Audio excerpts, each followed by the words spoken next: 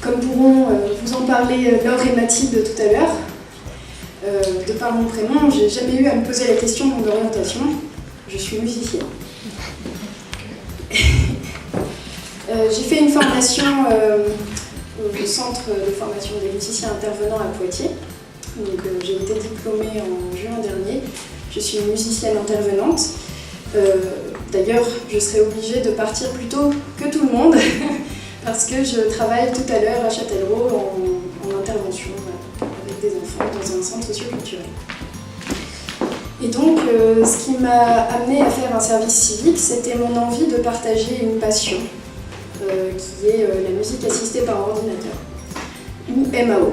Donc ce n'est pas le miaulement d'un chat, ce n'est pas non plus un dictateur chinois, et ce n'est pas le ministère des Affaires ordinaires.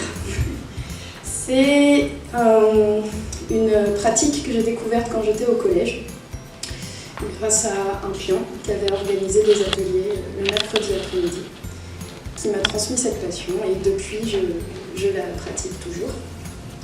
Et je pense que vous voyez de quoi je parle quand on rencontre des personnes comme ça, des fois, qui nous en apprennent sur nous-mêmes et qui nous donnent envie après de continuer dans cette voie et de partager nos passions.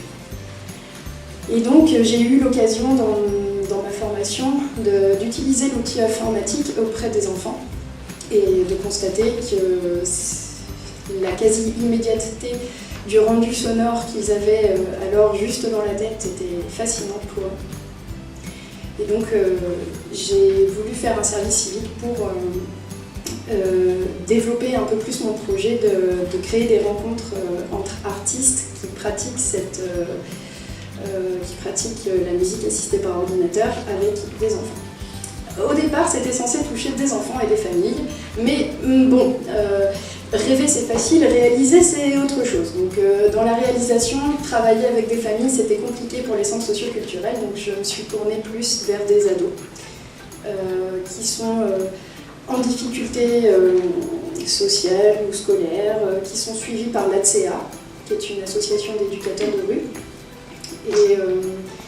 Et donc aujourd'hui, mon projet est prêt. Il ne demande plus qu'à se concrétiser.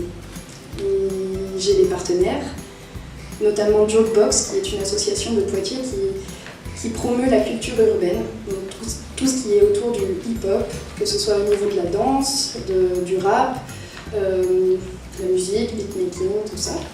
Donc ils me suivent dans ce projet.